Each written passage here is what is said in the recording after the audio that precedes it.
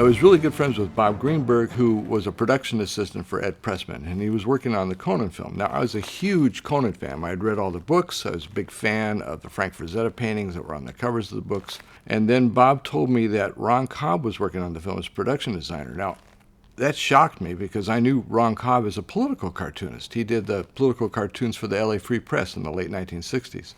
And so I thought, what would he be doing on Conan? That's fascinating. So I went in to see Buzz Feichens, the line producer on Conan the Barbarian. And Buzz told me what I'd be making on the film, and I nearly fell off the chair laughing because it was about 10% of what I was making in advertising. But I thought, well, it's just for 2 weeks. I can spare 2 weeks. Well, I eventually found out later, you're always hired for 2 weeks. Because if you don't work out, if you prove to be a jerk, they can let you go, and there's no hard feelings because your 2-week time is up. But if you're good and you're sharp and you know what you're doing, they just extend it. So now they needed a storyboard guy. I wanted to see what was going on at the Conan offices because I wanted to see the Ron Cobb work. But I was so busy doing movie posters at the time. I think there were 2 weeks in August where I had 8 movie posters in this calendar section of the LA Times. And so I finally got a break in that schedule. But instead of going over to the Conan offices, I decided to go to the ABA. That's the American Booksellers Association. Back then, it would happen once a year, usually either in New York or LA, sometimes in Vegas, sometimes Chicago, but usually LA or New York. And it was in LA that year. And it's every single publisher and every single editor in the United States are in this room. And so for an artist with a portfolio, I just would go from booth to booth to booth, and I collect enough work for the rest of the year. It's fantastic. That was my goal, my intent. But the first person I ran into at the ABA was Ron Cobb. And Ron said, Bill, you're my first choice of who I want to work with on Conan in the art department. But I have an agreement with John Milius, the writer-director. He has veto power over anybody I want to bring into the art department. I have veto power over anybody he wants to bring into the art department. So would you mind showing John your portfolio, dropping it off? And that might be fun, learn how to make movies. And so I went into the Conan offices, and Milius happened to be there, and handed him my book. He looked through it. There was a story I'd done for Heavy Metal, Harlan Ellison's story called Shattered Like a Glass Goblin that he really loved. And he quickly flipped through the rest of it, handed it back to me. And John's a sort of bigger-than-life kind of guy. As he's exiting the doorway, he turns and barks over his shoulder, "Hire him!"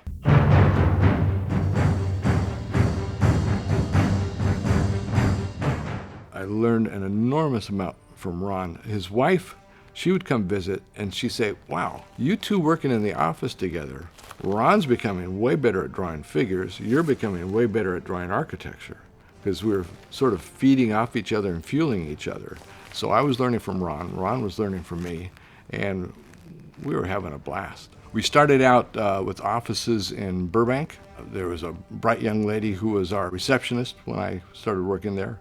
A couple weeks later, she became John Milius's personal assistant, and then a couple months after that, she was Steven Spielberg's personal assistant, and then 2 years later, she produced E.T. That was Kathleen Kennedy. We were sharing offices with Steven Spielberg because John Milius was producing 1941, which was just wrapping up for Spielberg. Steven's office was opposite mine and Ron Cobb's, and so we'd work on Conan during the day and then run across the hall to Steven's office and kick around ideas with Steven for his next project, which was Raiders of the Lost Ark. And Stephen and John were friends, but they also had this rivalry. There was a constant sort of one-upmanship going on there. And whatever John had, Stephen wanted. Whatever Stephen had, John wanted. And John had me and Cobb. And so Stephen tried to get us to jump ship and leave Conan and work for Raiders. But Ron and I stayed loyal to Milius because he actually gave us an incredible opportunity to work in movies. Plus, they were both friends of Lucas, and I did the very first commercial advertising for Star Wars. I did 21 Coca-Cola cup designs for Burger King. I'm entering this world where swirling around me are John Milius, Steven Spielberg, and George Lucas. And in my naivete, I thought it would always be like that. But it wasn't. I started to do traditional storyboards. I had storyboard classes in art school. I went to the Chouinard Art Institute, and one of the classes I had was storyboarding. And John Milius looked at what I was doing. He said, no, I love your comic stuff. Can you, instead of doing traditional storyboards, do comic book pages of my script? I go, sure. That'll be even way more fun than doing storyboards. And so I started to do that, except, God, it was taking me so long because I was having to design everything from scratch. If there was a horse scene, I had to design the armor for the horses. If they're the barbarian raiders, I had to design their armor. I had to design the clothes of the people, Sumerian village that Conan grew up in. And so it was taking me a long, long time. And I'm watching Cobb, because we're in the same room, and he's doing what I consider, well, he's doing all the fun stuff. And eventually Ron started to go, Bill, show me what you do with this. And so I started doing more of the production design rather than the storyboards, because the storyboards were just taking too long. Cloud of Thunder! Eternal War! John was writing the film as we were working on it, and every couple of days he'd come in with new pages, and we'd read them, and we'd give John our feedback. And he brought in these pages, and it was about Thulsa Doom's warriors that come riding through it, and one of them grabs the arm of a baby and dashes the baby's brains against a post. I go, John, you can't do that. Oh my God, the audience will turn off. It's just so horrifying. He goes, Bill, I'm never going to shoot that. I put that in for Dino. Dino's going to read that, and he's going to go, oh my God, the baby. You can't kill the baby. You can't kill the baby. And so I'll agree to not killing the baby. Dino will feel like he's contributed to the film as a creator, and everybody's happy.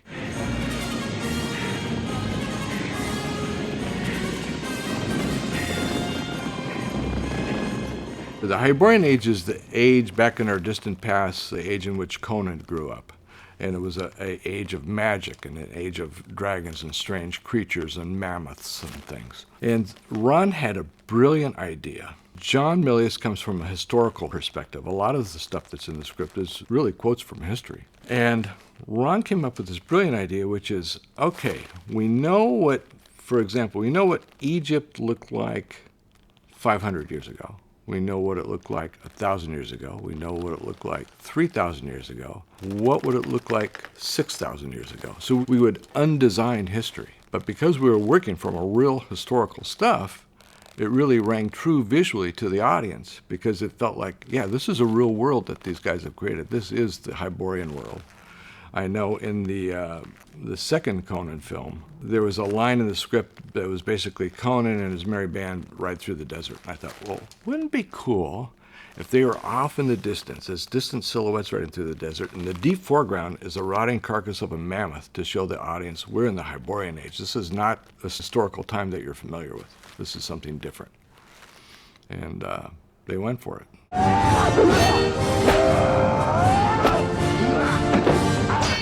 We were originally working in Burbank out of the offices with Spielberg. I think we were there for about a year. Then we moved to Beverly Hills. We were in Dino De Laurentiis' offices. And for the first year and a half or 2 years, Ron Cobb and I were the art department. We were the only two guys creating designs for the film. It was exhilarating. There was obviously a lot to do. I had done a little bit of film work before, so I was used to having certain things being cut. Eventually, I became savvy enough to know that, okay, in that screenplay that you just got handed, we're going to shoot 2/3 of that. A third of it's never going to make it to the screen. And at Ron's parties, Ron's wife is Australian, so if there were any prominent Australians visiting LA, they'd be invited to Ron Cobb's house. And so I was meeting all kinds of really interesting people. And one of the guys who was a regular at Ron's parties was Dan O'Bannon, the man who wrote Alien and Blue Thunder.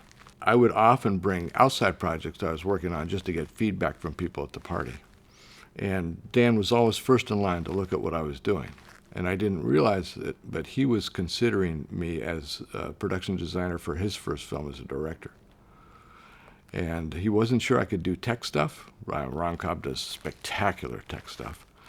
But I had done a comic book cover for Alien Worlds, which was an astronaut sinking into the ground surrounded by all these little creatures. And O'Bannon looked at the suit that I designed for the astronaut. He thought, oh, Stout can do tech stuff. Great. So that solidified in his mind his choice of me for production designer.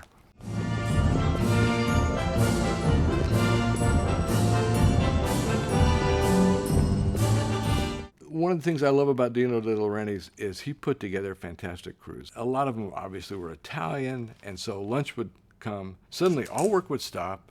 And they set up a little barrel, make a little table. They have red and white checkered tablecloth, and we have this elegant lunch. It was really fantastic. It was like something that never happened on the American films I made.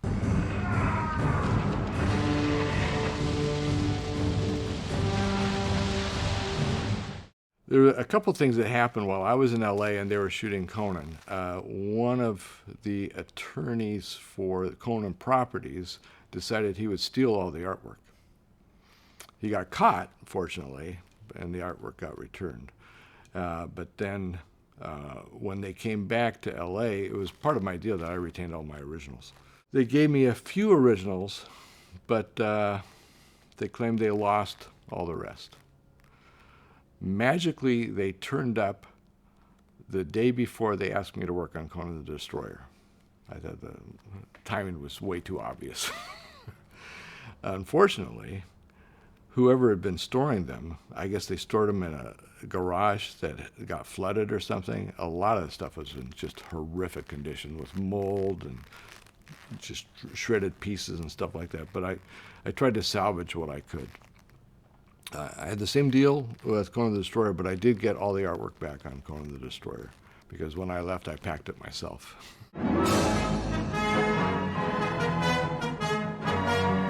So I get the second Conan script, and I'm reading it, and it was one of the worst scripts I've ever read in my life. And so I did this outrageous thing. I completely rewrote the film, and then I had it printed up as screenplays. And I was invited to the first meeting with Richard Fleischer, the director, and Raffaella, and Pierre Luigi, and other people involved in the film. And I entered the room, and I said, "Ooh, what's that smell? Ooh, oh, it's terrible. Oh, it's the script." I said, "I'm just going to throw away the script. I've rewritten the film," and I handed my screenplay to everyone in the room, which is like, I mean, talk about a major, serious faux pas. But so after the meeting was over and I left, I found out what happened. As soon as I walked out the door, Fleischer said, "Who in the hell was that asshole?" And Raffaella said, "Oh, it's a Bill. He loved the Conan. He loved the Conan so much. He loved it. He wants to make a good Conan movie. You will love Bill. He will be fine." But Fleischer wanted me fired on the spot, man. They tricked me into signing on to Conan the Destroyer because they told me that Ron Cobb was going to be the production designer. I would do anything on this planet to work with Ron Cobb again. My best 2 years I ever spent in my 50-year career in film was the 2 years I spent in a room with Ron Cobb. He's a word that I almost never use. He was a genius. And I've worked with really sharp guys, really brilliant guys, not geniuses, but Cobb. Ron Cobb and Mobius, Jean Giraud. Working with those two guys, it's like sitting next to fountains that gush great ideas all day long, seemingly effortlessly. It was really inspirational, and I'm a very competitive person, so it made me up my game. I wanted to do better. I wanted to try to hit that level that they were hitting, and God, it's the best.